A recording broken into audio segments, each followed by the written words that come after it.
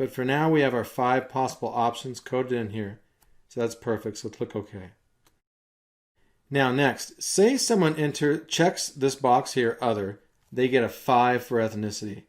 But then they state something like biracial.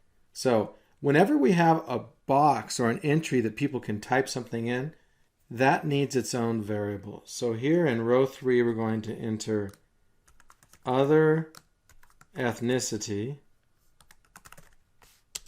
Okay, and then we don't want it to be numeric. That means it's going to be a number. And it's not. It's going to be text here. So go ahead and click on numeric.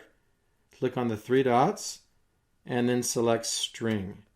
And string indicates that you can have text. And then let's change our characters to 25.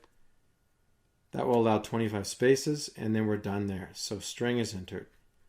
Okay, our next is age. And then notice for age, they're going to enter their age, and we ask for it in years. So they'll enter 22, 43, or what have you. So we don't actually have to make codes like 1 for male, 2 for female, and so on. That value is going to be entered directly.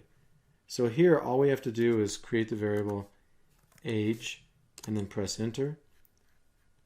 And then next, we have 5 questions from what's called the satisfaction with life scale. And here people read the statements and says that below are 5 statements you may agree or disagree with using a 1 to 7 scale where SD is strongly disagree and SA is strongly agree. Answer each of the following as they apply to yourself. So the first statement on the scale is, in most ways my life is close to my ideal. And then a person will circle one of these values, indicating whether they tend to agree with the statement or tend to disagree with it. If someone very much agreed with the statement, then they'd circle 7, saying they strongly agreed. If they agreed somewhat, they'd probably circle a 5 or maybe a 6, and so on. Now notice we have 1, 2, 3, 4, 5 questions on this scale. And this is a real scale by Diener, Satisfaction with Life Scale. It's a very popular scale. And what I'm going to do in SPSS is, notice a person will answer one of these 7 choices here. They'll give one of these answers. They'll circle a 4 or 6 or what have you. So anytime someone answers a value, it needs to have a variable. So I need to create a variable in SPSS for this question or statement, a variable for this statement, and so on. And I'm going to call it the Satisfaction with Life Scale, or SWLS for short, 1 for the first question on it. This will be SWLS 2, and so on.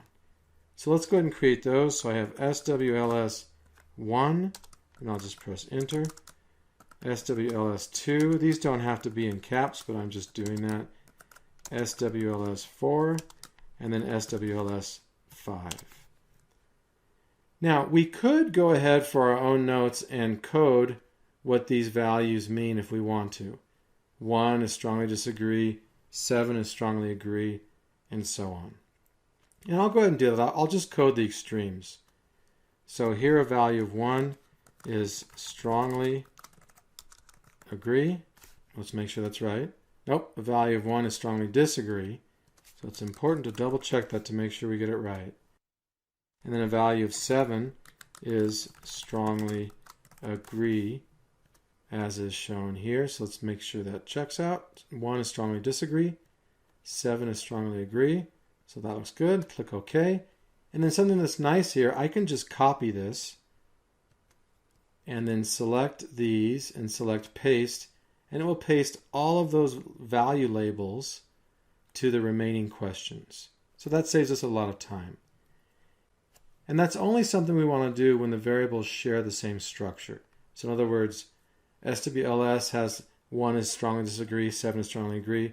Well, so does the rest of these, so we can go ahead and copy those.